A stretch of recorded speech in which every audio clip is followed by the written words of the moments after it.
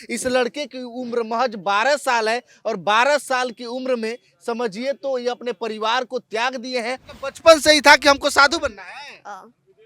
Mummy papa आपको मतलब मना नहीं करते हैं कि बाबू आप पढ़िए नौकरी करिए, ये सब मना नहीं करते आपको? तो सन्यासी लोग जो है कि शादी विवाह नहीं करते हैं, परिवार के मोह माया से दूर रहते हैं, अपना पिंड दान तक कर देते थे, ये सब आप करिएगा?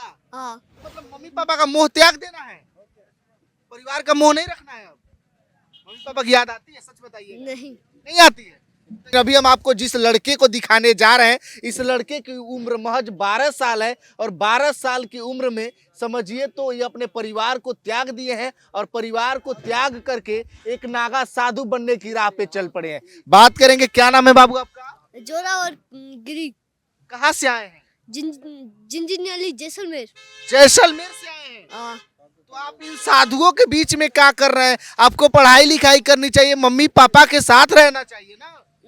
मैं अपने गांव में पढ़ाई करता हूँ, 5वीं में, और गांव में ही रहता हूँ।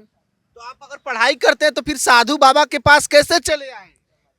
आज मैं प्रयागराज महाकुंभ में आया हूँ इसलिए। तो प्रयागराज में क्या करने आए हैं? बाबा लोगों के पास क्या कर रहे हैं आप? मम्मी पापा के पास आपको रहना चाहिए ना, शिक्षा के लिए। शिक्षा के लिए।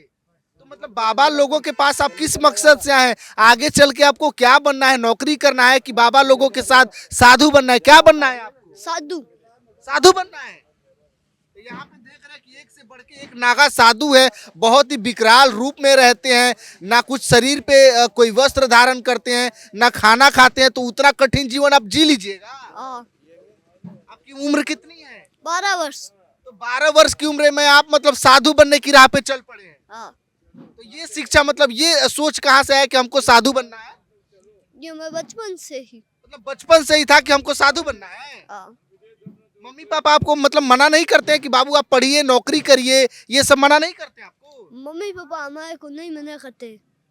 मेरे पिताजी कहते हैं साधु बनो वहाँ पे, इसलिए मेरी भी इच्छा है कि मैं साधु बनो। मतलब आपकी भी इच्छा है और आपके मम्मी पापा की भी इच्छा है कि आप एक विद्वान साधु बने। अच्छा, ये साधु लोगों के बीच में आप रह रहे हैं तो कैसा महसूस कर? अभी तक तो आप घर पे रहते थे, लेकिन अब साधु लोगों के बीच में रह रहे हैं तो आपको कुछ भय वगैरह नहीं लगता है? मैं साधु लोगों के बीच में मेरे को ना कोई चिंता है ना कोई भय है। हम निडर होकर जैसे कि घर में रहते हैं वैसे ही रहते हैं। मतलब जैसे घर में रहते हैं वैसे ही निडर होके आप यहाँ पे भी रहते हैं। तो आपको मतलब एक सन्यासी का जीवन जीना है, नागा साधुओं का जीवन जीना है? सन्यासी का। सन्यासी का। तो सन्यासी लोग जो है कि शादी विवाह नहीं करते हैं, परिवार के मोह माया से दूर रहते हैं, अपना पिंड दान तक कर देते थे, ये सब आप करिएगा? तो पिंड दान तो जीते जी लोग नहीं करते, साधु लोग ही करते हैं। यानी समझिए कि जीते जी मर जाना, तभी तो पिंड दान होता है ना। अच्छा, यहाँ पे कैसे है? प्रयागराज में आप कैसे पहुंचे? कौन लेकर के आया आपको? मैं पिताजी। आपके पिताजी लाए? और आपके पिताजी ला करके साधु लोगों के बीच में छोड़ करके चले गए? तो आप मतलब यहाँ पे कैसे रहते हैं, क्या खाते हैं, किसके पास रहते हैं? मैं कंचन गिरी जी के पास रहता हूँ, जो आपके गुरुजी हैं। तो यही आपको शुरुआती शिक्षा दे रहे हैं। देखिए, दो बाबा भी हमारे साथ है। सर बाबा जी, आपका क्या नाम हुआ? मेरा नाम रमत गिरी। आप कहाँ के रहने वाले? मैं मथुरा का रहने वाला। मथुरा के रहने वाले।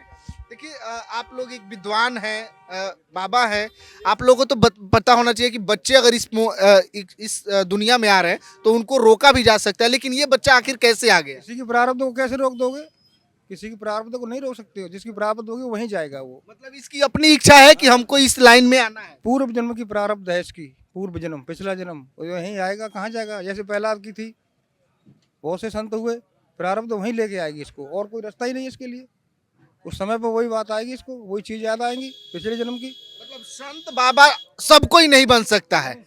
संत बीज पलट नहीं रहे, संत का संत प्रारब्ध से बनता है। वैसे पाकड़ी और होगी मोगी सब बन जाओ, लेकिन पक्का संत तो प्रारब्ध से बनेगा। इस उम्र से बीच में बन जाओ। आप जब संत का भेष धारण किए थे तो उस समय आपकी उम्र लगभग कितनी हो? ऐसी थी मेरी 30 साल करीब। मतलब 30 साल की उम्र में आप साधु की तरफ बढ़े थे? 30 साल की। ये तो लड़का महज 12 साल का। तो वो जब बीज बोओगे, कोई बीज 4 दिन में उगता है, कोई 15 दिन में, कोई 20 दिन में, कोई महीने में, कोई 6 महीने बीज उगता है। जैसा बीज अंकुर देगा वैसा समय पर उपजेगा वो।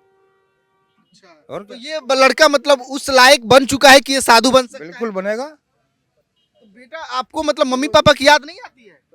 नहीं। तो मतलब मम्मी पापा का मोह त्याग देना है, परिवार का मोह नहीं रखना है। अब मम्मी पापा की याद आती है, सच बताइए। नहीं। नहीं आती है। तो इन साधु लोगों के बीच में आप कैसे खाते हैं, कैसे सोते हैं कि नहीं आप? हाँ सोते। सोते हैं, मतलब आप अच्छे से रहते हैं, कोई दिक्कत नहीं है आपको? कोई दिक्कत नहीं है। कोई दिक्कत नहीं है।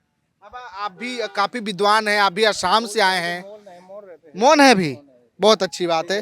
देखिए लगातार हम आपको दिखा रहे हैं कि किस तरीके से जो बाबा लोग हैं, बाबाओं के बीच में जो है कि ये 12 साल का बच्चा एक तरीके से साधु बनने की दिशा में बढ़ चुका है। इस बच्चे को लेकर के आप क्या सोचते हैं, प्रतिक्रिया जरूर दीजिएगा, शेयर कीजिएगा। बहुत बहुत धन्यवाद।